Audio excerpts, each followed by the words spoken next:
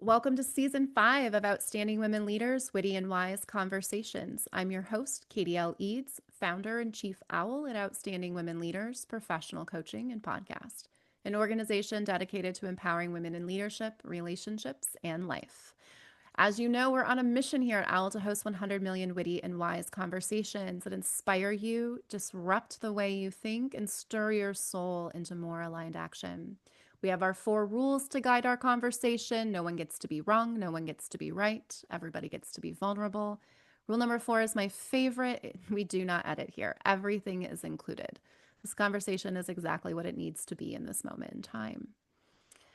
When this conversation comes to a close, I'm going to ask our guests 3 questions. If you've tuned in before, you know what they are. If you haven't, you don't want to miss them. And if you've tuned in before, you also know our guest. Welcome, Marlene Chism. She is joining us again. If you were here for, I can't remember for what season it was, but it's featured on my website. You can see her podcast still, Conflict to Courage, one of my favorites to send to leaders.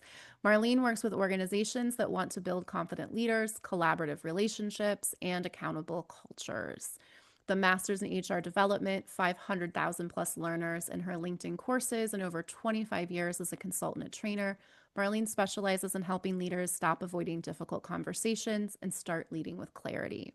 Her books include Stop Workplace Drama, No Drama Leadership, Stop Drama in Your Healthcare Organization, From Conflict to Courage, How to Stop Avoiding and Start Leading. 3 truths that she lives by that we're going to be talking about here today. Conflict is not the problem, mismanagement is. Disagreement doesn't damage relationships, disrespect does. And every big problem in an organization can be traced back to a conversation that should have happened, but didn't. Ooh, powerful. Welcome, Marlene. Thanks so much for having me. It's great to be here again. Yes, I'm excited to talk about some of my favorite things, which is responsibility, accountability. What do these words mean? I personally love to talk about the 5 dysfunctions of a team. Once we get through conflict, the goal was commitment and accountability. But you've got a really interesting take on how to look at these.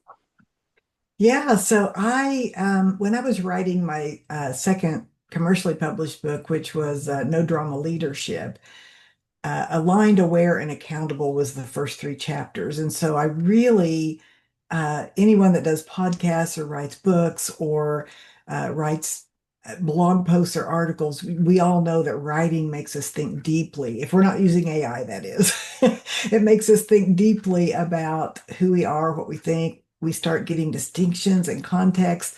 And one of the questions that was really burning for me is I hear people saying you're accountable or you're not accountable, you're responsible, you're not responsible. And those 2 words just kept coming up for me. And I thought, I wonder if there's a distinction. And then I wonder if there was a distinction, would that be useful? And I started noticing and observing that people use those words very intermingling and in context, out of context. And so I just did some deep diving, some looking up of definitions, some research, and I came up with a different way to view those 2 words because I thought it would contextually be very helpful. So I define responsibility, and I could talk about responsibility all day long because it's one of my top values. Responsibility being of the heart and of ownership. I can be personally responsible for my language, for my choices, for my reactions.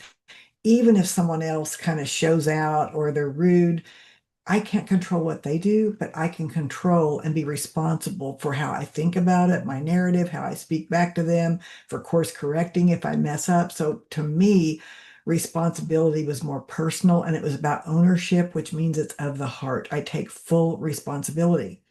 On the other hand, I saw accountability as being of the head and about measurement. You either did it or you didn't. You got the contract or you failed at getting the contract.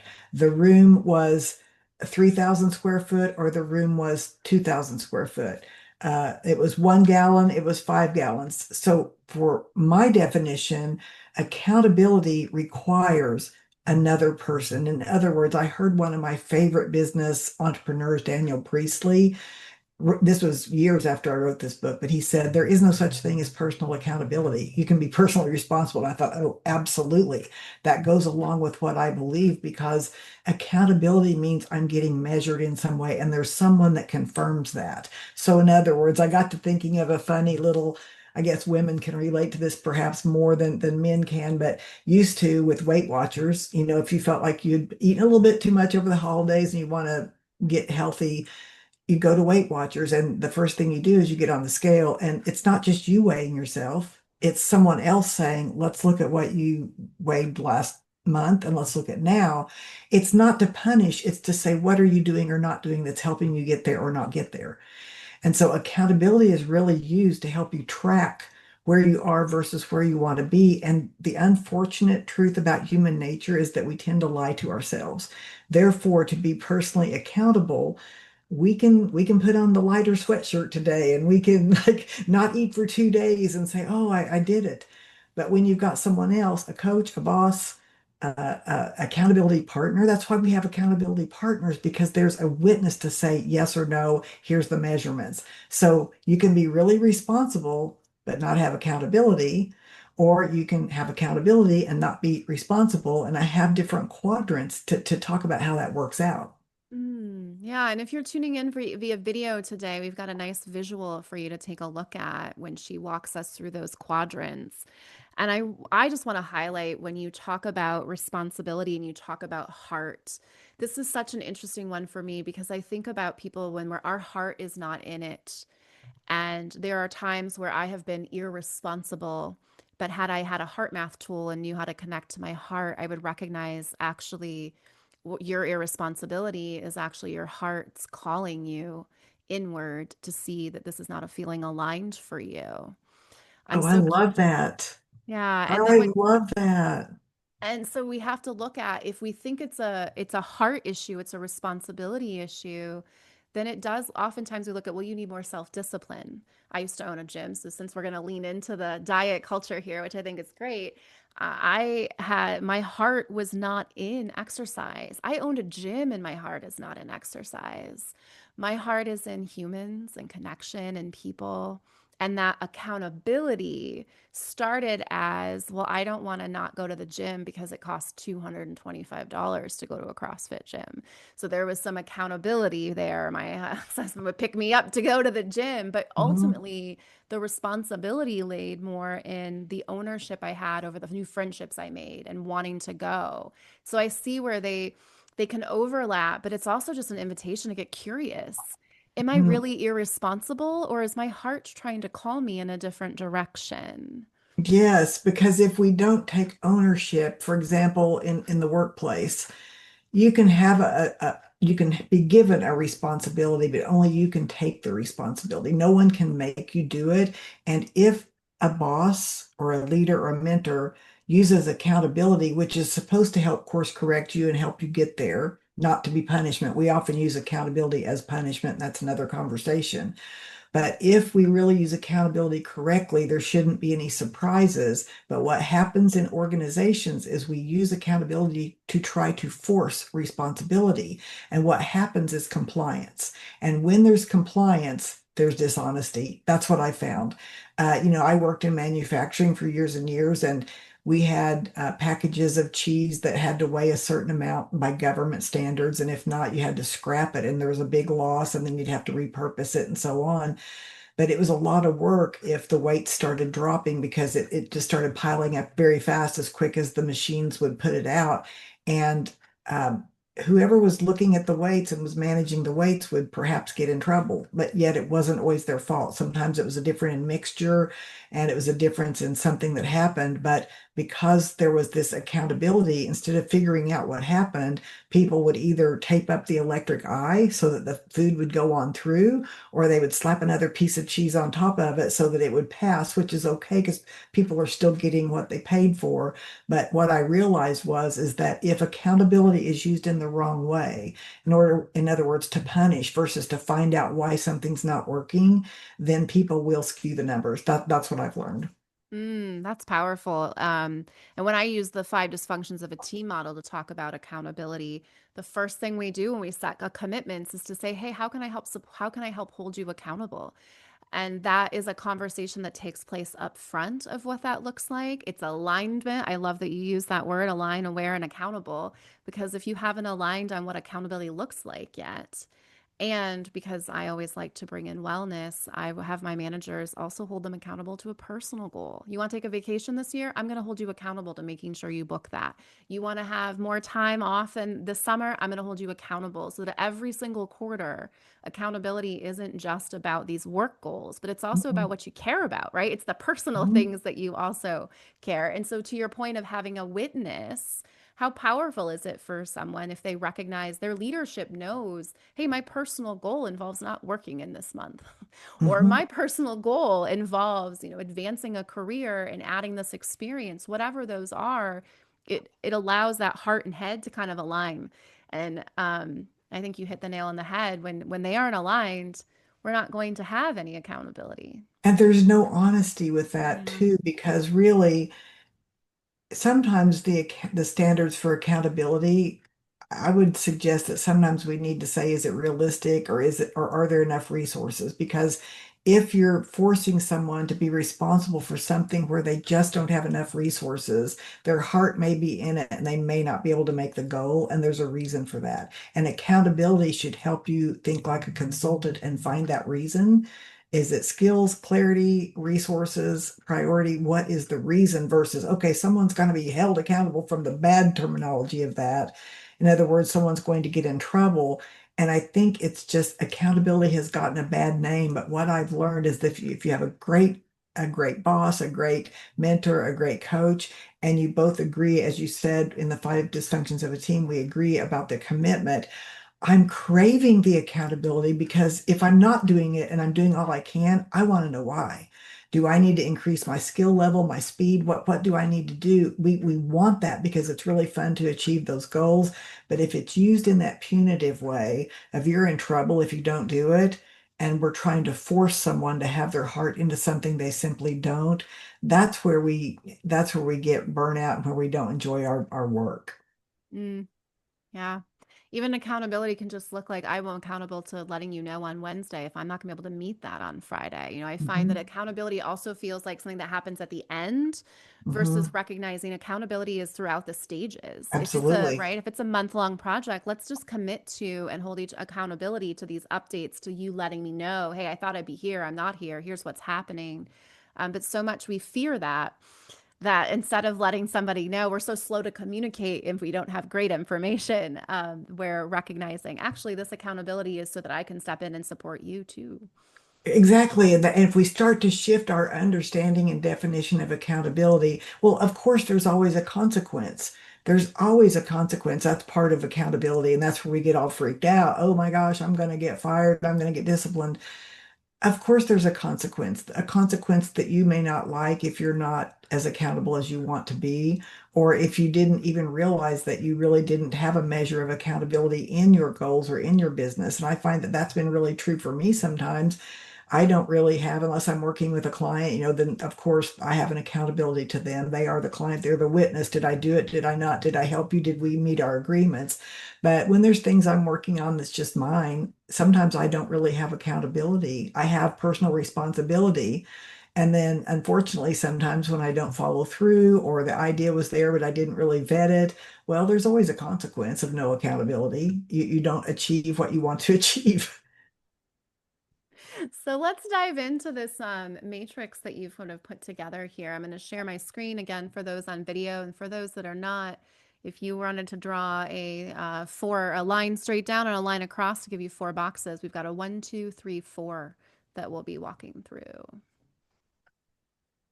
There we go. Okay, so you want me to just go through Yeah, the please. matrix? So if you look at putting responsibility and accountability together, obviously what we want to get to is quadrant two. Quadrant two is high responsibility. The person's highly responsible. There's also accountability. But let's go through what happens like at quadrant number one. That's high responsibility, but little or no accountability. So, people may love their work. But there's this lack of measurement. So there's no way to know when course correction is really needed. So what you need to do here is to add the measures of accountability or a scorecard or some sort of goal setting to help people like elevate that game. As I said, quadrant two, you've got both high responsibility, you've got head, you've got heart. And this is really what we strive for. So I say, if you're in this quadrant, celebrate. This is just a quick snapshot for any leader to look at to say, where are we on this quadrant? And where we are tells us what we can do to elevate to number two. So if you go to quadrant three, that's low responsibility and low accountability. So this is a toxic or dysfunctional culture. People are on autopilot. They've been there forever. There's not any good leadership. People are complacent. And of course, there's levels of this because obviously you wouldn't exist if you're totally low in both. But let's say that 30% of the people are not really responsible and there's no accountability. Then you've got this quadrant three going on. So I would say here you might want to start with just some engagement, just some self-awareness, elevating people to understanding what's going on. Why are they not responsible? Why are they not into it? Maybe they're not using their unique talents and you just got people and you're thinking of them as a cog in a wheel. So there's all kinds of things you can do at that quadrant three. It's not hopeless. It's just that you have to own the truth. And then, of course, quadrant four is what I was talking about earlier. That's the low personal responsibility, but high accountability. And this is sort of a punitive environment. This is what I see in a lot of corporations, a very punitive, high stress environment where accountability is used as a game of gotcha. So you've got to shift the definition here of accountability to get more ownership. So that's how you use those four quadrants. That's a really great one. I know quadrant four is probably where a lot of clients talk about, well, I've got this one person on my team who just doesn't take personal responsibility. And Yeah. yet, if we're going to go back and look at, well, what did we do? Because you really kind of have to bounce around quadrant two, three, and you kind of end up landing at four, right? If I don't have, I could have had my whole heart in it from day one. I didn't get here overnight. Otherwise, you would have let me go in the first 90. So I see it where if you've made yourself into quadrant four, is it that did they get new management? Did they get new, like, was there any type of shakeup? If the answer is no, okay, well, then talk me through what did you do in those other quadrants to be able to help support that? Hmm. And I like to use just a 3 by 3 model of what are their three goals for the quarter. It's amazing how many people actually can articulate, hey, this is a personal goal that somebody on my team has, and these are the two goals that they have for work. It's beyond KPIs, right? Because if we're going to bring personal responsibility in, then it's not really about KPIs. It's about the behaviors that we believe will lead to those KPIs. And that if there's not personal responsibility even in developing those goals, then I always look at people that say, I've got this person in quadrant four. It's like, so you got a management problem. Yeah, yeah. And so Yeah. they don't know how to tap into that heart or how to like I just know that, those of us that love professional development, personal development, and we love books like Five Dysfunctions and my book From Conflict to Courage and all the good stuff that's out there. Sometimes it's just about saying, what is it that we really want to do? And let's just use this is just a tool to evaluate. The tool itself doesn't do anything except for give you awareness. When you notice that someone's heart isn't in it, then you say, well, have we done any kind of disc or Colby or any of these things to say, maybe this person has outgrown this role. Maybe they feel like a cog in a wheel. Maybe there's no work-life balance. And the value of a conversation even with a coach or like you said, even if it's not KPI, checking in with someone to get that awareness as you speak about what you like or don't like. Sometimes we live inside of our heads. And so that witness part of this, that I call that the accountability part. I can't make you take responsibility, but I can make you have the awareness of the accountability to your own life of what is it that you want. And if you don't know what you want, that's a conversation. Because once people get excited, then they want accountability. They want the witness, they want the coach, they want the boss, they want the mentor to say, how's it going? Did you accomplish what you set out to do? And if not, why not? Because the only thing you can really do is course correct and figure out why not. You didn't have the resources, you lost interest, you didn't want it as much as you thought you did. So it's just a tool in my mind to see why something's working or not working. Yeah, that's how I feel about the pyramid with the five dysfunctions, right? Is we have these two tools, we can identify where we are. And the reality is that usually managers that have someone in number four, if I were to bring out the pyramid, they'd be like, well, we're in conflict commitment. Mhm, And so if we're mhm. able to recognize, okay, well then that means that we didn't actually establish accountability. And you have to co-create accountability. I come from a high school teaching background. And when you are on the south side of Chicago, those 16 and 17-year-olds do not have to do anything they do not want to do. That's They will true. fight in that other teacher's classroom. Like they are there to, so there has to be some type of buy-in. And so it's Mhm. amazing to me how many managers even miss out on the courageous conversation of, hey, on a scale of 1 to 10, tell me where you think you're at in this specific area. Everyone's always like, well, I'm going to deliver the feedback. Why don't you ask them to give you feedback about where they see themselves? And if Yes. they see themselves at a 7 and you see it at 4, it doesn't matter. Say, well, tell me, what would you have at an 8?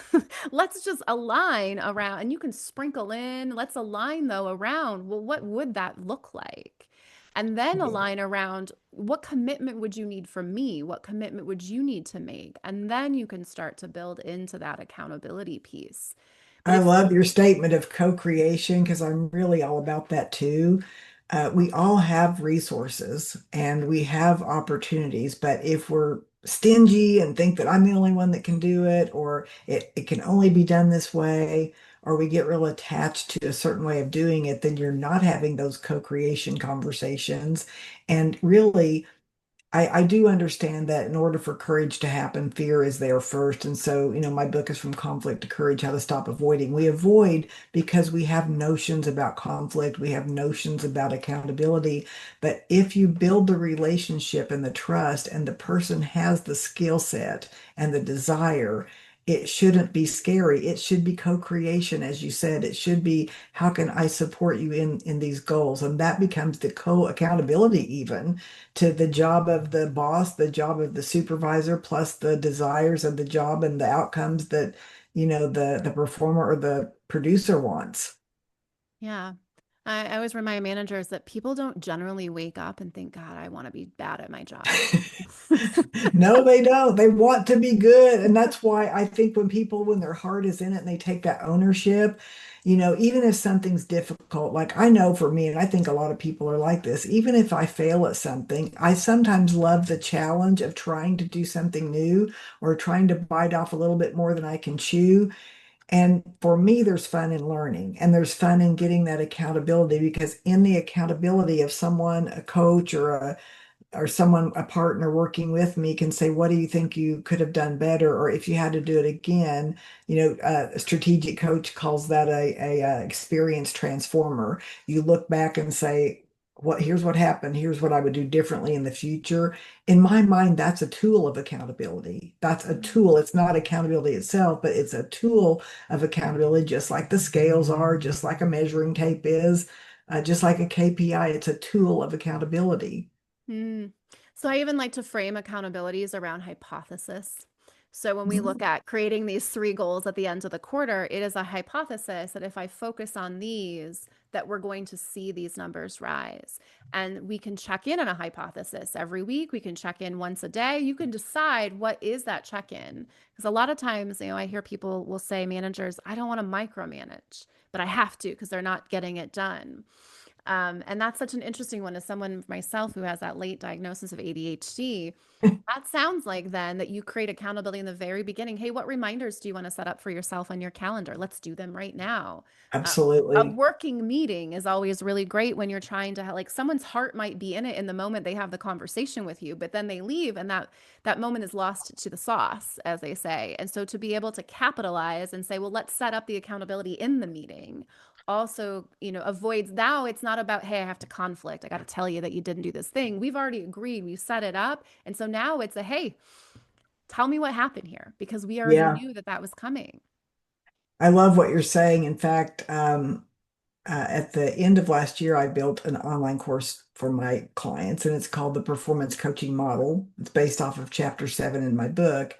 And this model that I just shared with you and accountability is part of that difficult conversations model. And exactly what you say is that if you've had to have a courageous conversation, a difficult conversation about performance or behavior, what's often missing after a conversation is the accountability piece, because people tend to want to sing kumbaya after they've avoided a conversation and they finally have it. It feels so good to finally do it, get it off your chest. You're back in union with that person. But then what happens is the old patterns slip back after 2 weeks, and you're so frustrated because now you feel like you have to use accountability as punishment. But if you say, I want to support you in this, it's been a challenge. Why don't we meet in 2 weeks? When would you like to meet? Let's talk about how we can measure the success of how this is going and what support you might need. Now, if the behavior or the performance slips, it's baked in. It's baked in. There's no surprises. Yeah. As a high school teacher, if I was going into a conflict, because you pick and choose your battles, the goal of conflict for me was always a commitment.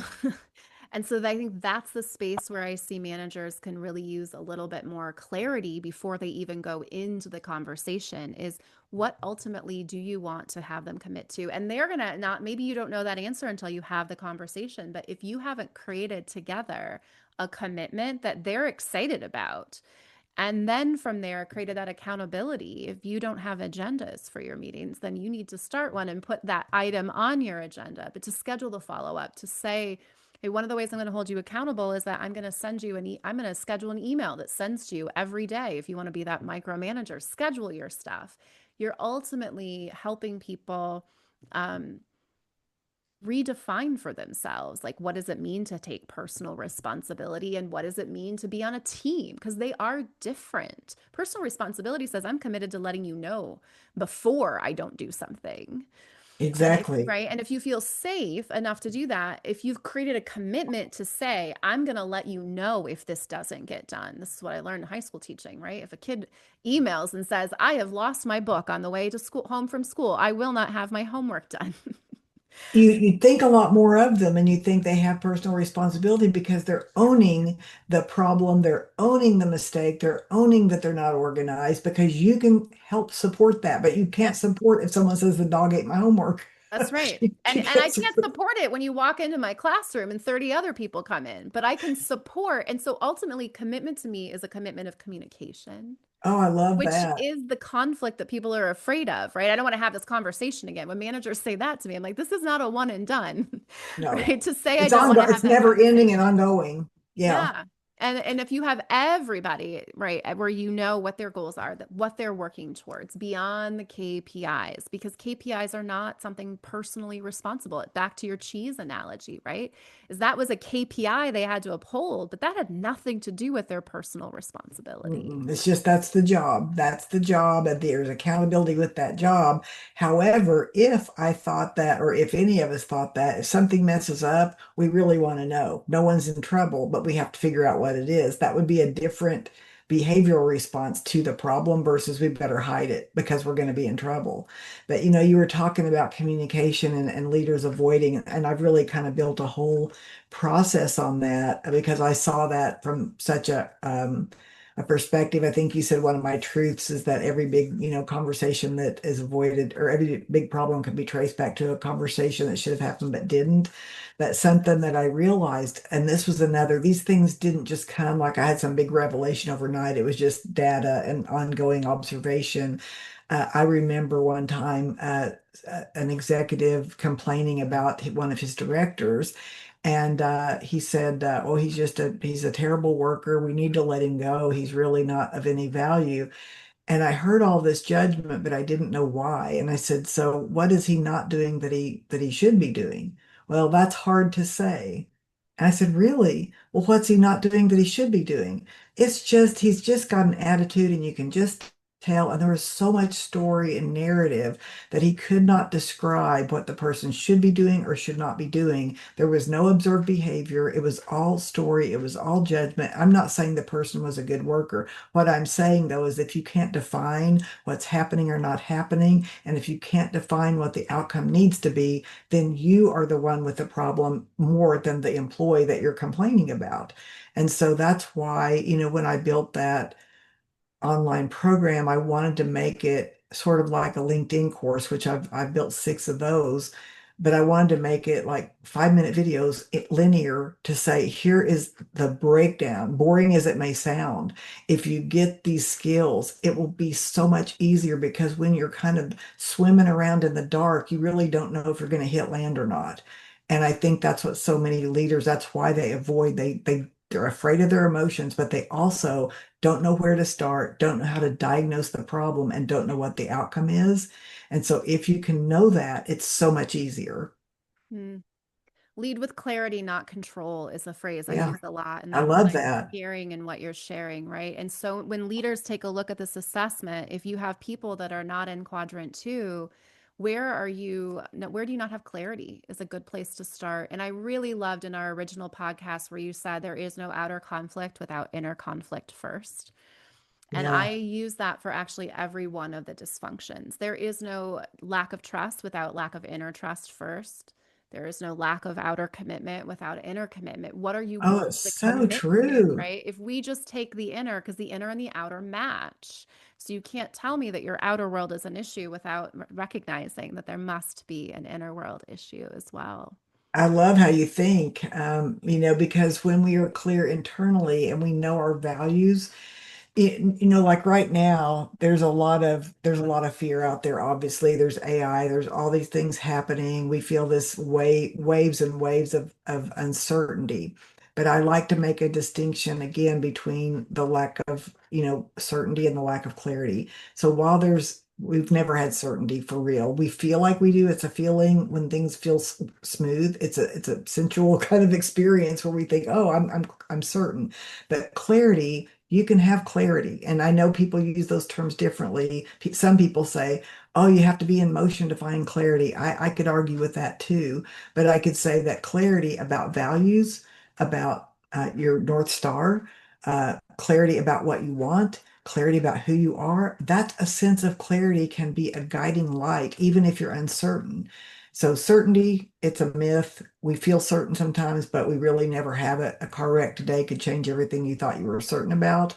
So clarity, though, I always say clarity will change any situation. And I think it won't change any situation. It will actually change any experience. Hmm. So as I evolve, I shift even my own definitions to say, well, it doesn't change the situation that someone died that you didn't want them to die. It doesn't change that situation, but it can change your experience of understanding of it and your whole way of being with something tragic. So clarity can change any experience, and certainty never existed anyway. Yeah, I always like to have my leaders take the SCARF assessment, and I tell them that my mom told me I could be certain life wasn't fair, and so my certainty threshold is very low. I've recognized very early on that there was no such thing as certainty, and it's been such a gift. Yeah, you mentioned a That friend, is a gift. right? I had an ex-husband who had kidney failure, chemo transplant. Like at 27 years old, I understood that there is no certainty. When people talk about retirement, I'm like, the millennials aren't going to live long enough to worry about retirement if they keep getting stressed out. So I wouldn't worry. My mom had 6 months of retirement. So in retrospect, she had more money than God to retire because she'd only lived so long. So whenever, Oh, the only certainty that is here is change. Change is a no, certainty. I had no Conflict idea is you a had, certainty. I love yeah. when people can just like language. What I love that you do in your writing and in your teaching as well is that language either traps us or it frees us. Mm, And so many of us are trapped by language, particularly around, conflict as the word con, which means together. yeah. Everyone's like, how do I get confidence? I'm like, well, it means together, and fidere means to trust. So when you trust together, you Oh have wow, confidence. love it. Love it. And I love your stories. I did not know that you had been through those tragedies, because when you've been through something like that, your whole framework of life changes, because we just think we're so all that in a bag of chips is what I say. I'm gonna do this, I'm gonna do that, and you don't really know.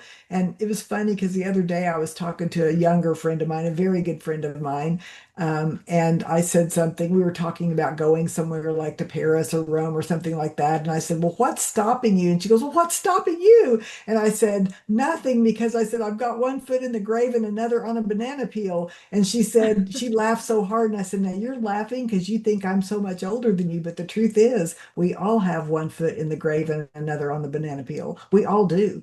We're all going to be in the grave at one day, and one slip, one accident, one COVID, one anything can put you on that banana peel. So once you realize that, live to your values, do what you want with, as long as it doesn't hurt someone else, try things, and certainly have responsibility and use accountability to get you there. That's a lot of clarity. And something that we talked about before we got on the podcast was heart math and breathing exercises. And whenever I'm looking at leaders that are trying to control, that are feeling uncertain, that clarity only comes from where you breathe. Where you breathe is where you see, right? If we are not clear when we're breathing through our lungs and fight, flight, freeze is activated, I'm curious for you, like what you have to add in that space of if a leader wants to really shift into the quadrant two, like how do they cultivate more of that clarity? Wow, that's, my gosh, I wish we could talk for hours about that because I'm still exploring that.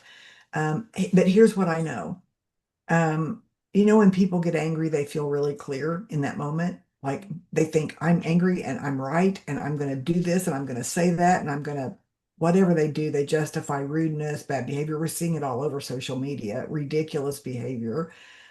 And so I often say anger is not the truth, but it's the fuel that can get you there. Like it's not the truth. That's a story. It's your amygdala, it's your hindbrain, it's not your executive function.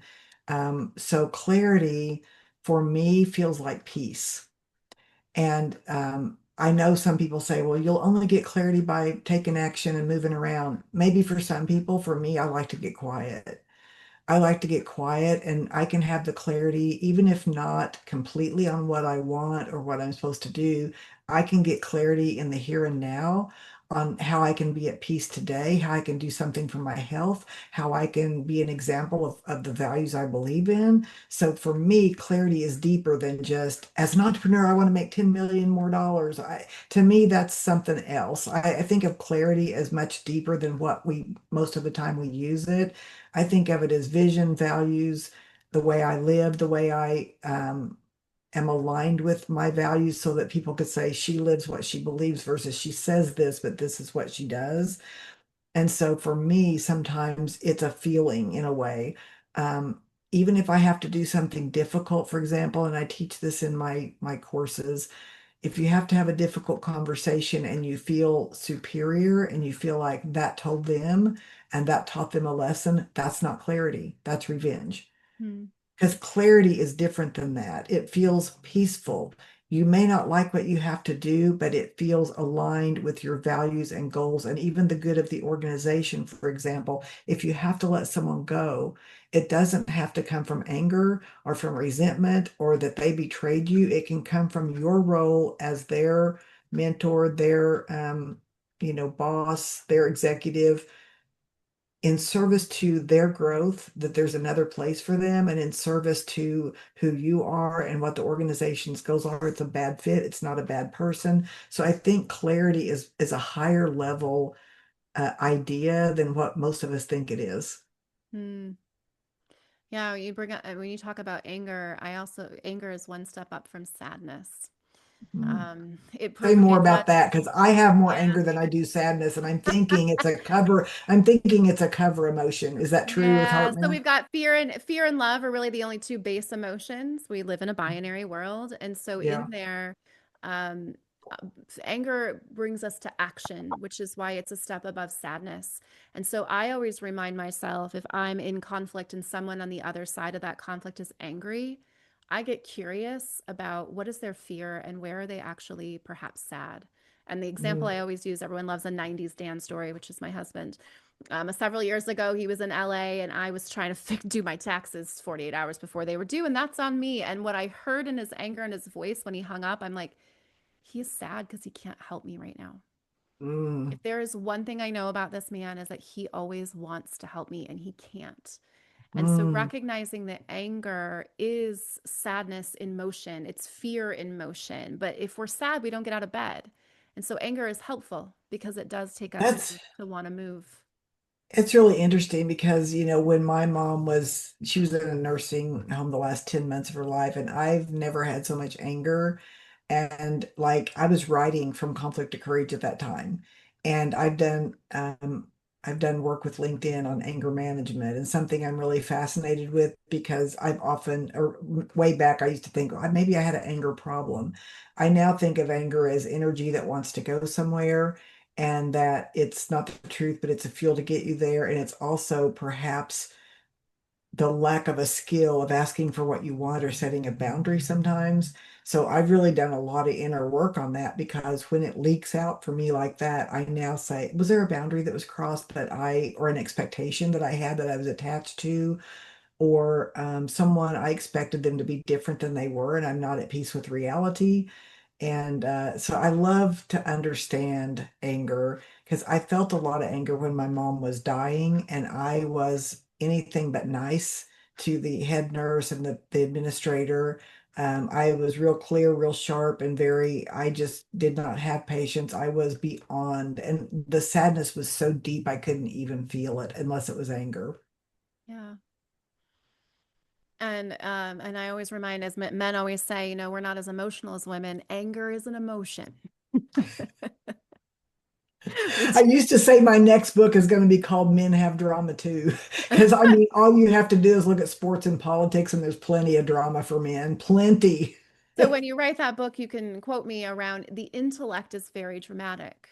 And so if you believe that it is so dramatic, it's writing stories. That is not actually what the heart does, which is why if the heart's not in it, it's not going to do it because it's not going to write a fake story. Energy doesn't lie. And Oh, I so love that. Say that again. Energy doesn't lie. energy does not lie, which is Mm, why we know that if we're vibrating in this anger space, that energy is stemming from a fear and that sadness that's underneath there.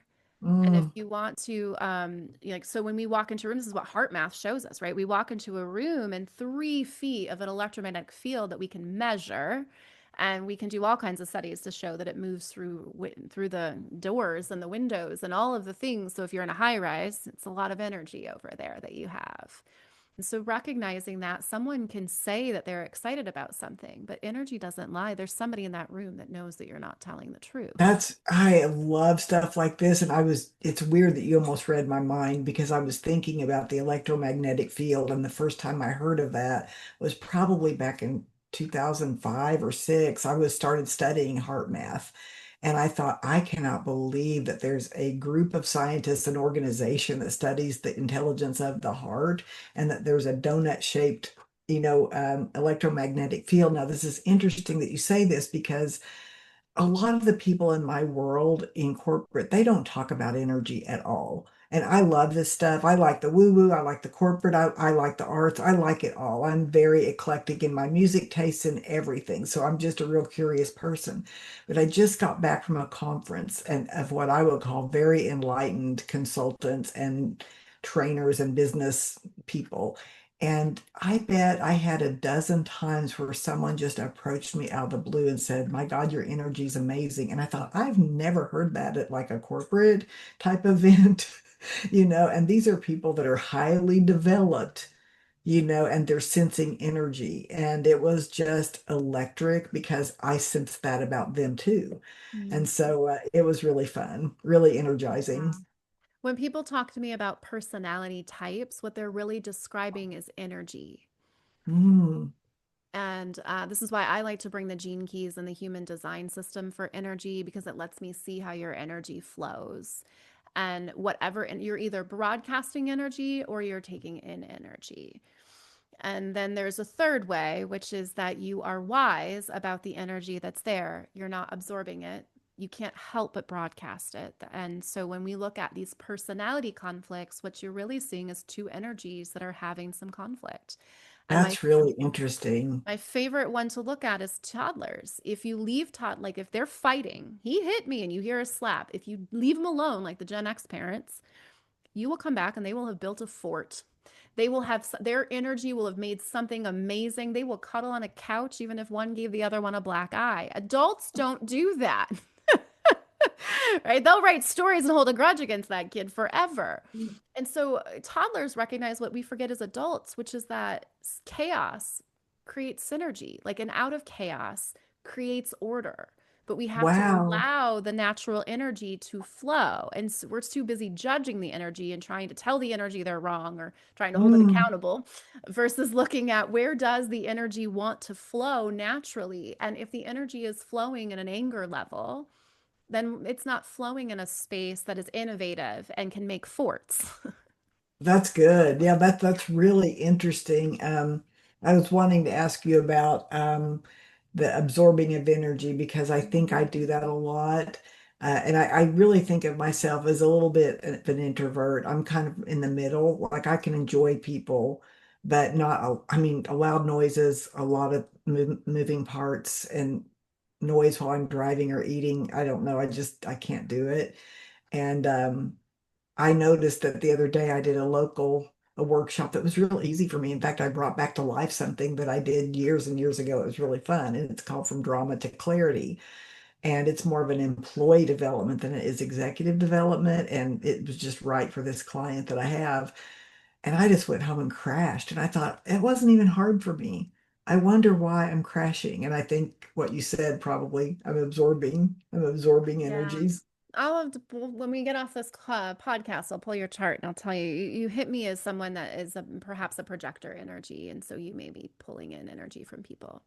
I would So say you, so. yeah, so your battery runs out. You have an insane battery, but it runs out and you have to go and recharge. Yeah, it does. 70% of us, our battery will go and go and go and go and go and go. And you're here to be wise about where you put your energy, which makes sense why, well, we got to go into conflict. Otherwise, we're going to waste energy. Yeah, exactly. And my favorite way that my husband brings in conflict is I'll say something, he'll be looking at me like, "What's your real question?"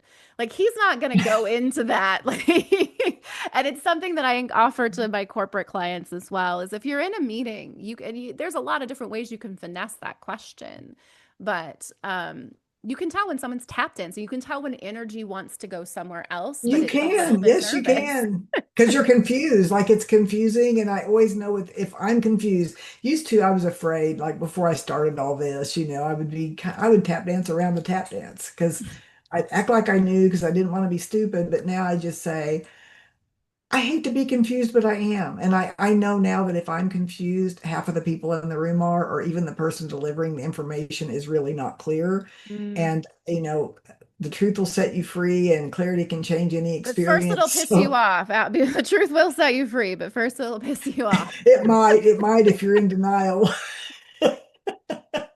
And the fear of looking stupid, if everybody would just own that, I think you've Yeah. really kind of that is a big part of why no one wants to just say, "What's your real question?" And instead, we'll have. And I had a client actually last week that said it saved us probably 45 minutes. I got daggers shot through me in the Zoom call, she said, but at the very end of the call, she went to her one to one and was like, "Hey, thank you so much. It was a good call out." It made her uncomfortable, but it also addressed the elephant. Everybody It wants to helped her get It there. It did. helped her Everybody get wants to there. pet the elephant or like decorate the elephant. You know, nobody wants to look up the trunk and be like, "Hey, look at what's here." That's so true. It's so true. I always ask my guests three questions to end the podcast. What's your superpower? Hmm. Getting to the root of a problem is probably one of my superpowers. What's your purpose? My purpose? I believe part of my purpose is to help others become the creative force in their life, as it is for me to do that, to become the creative force in my own life. Mm. And my favorite question, what's next for you? What's next? I'm so excited about what's next. I want to get back on the speaking stage. And so I'm getting ready to promote for that and to be doing reach outs for speaking. And I've still got a lot to give. I think I've got another decade in me, Mm. maybe another book at some point, but just an elevation of where I've been and an expansion. And I always give my guests the last word. What would you like to leave our audience with? Clarity can change any experience. Don't fear conflict. Embrace it because it's going to come back around anyway. So just know that it's for your growth. That's what you need to know.